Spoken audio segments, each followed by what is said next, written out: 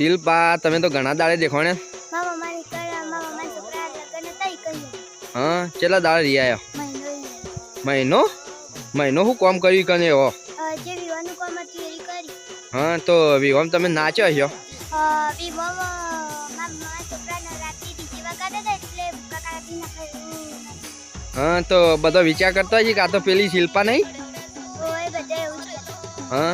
તો એના ઉપર એક ડાન્સ કરી દેતા ને અમે ચાલુ કરી હેડો સારી હાર હેડો તા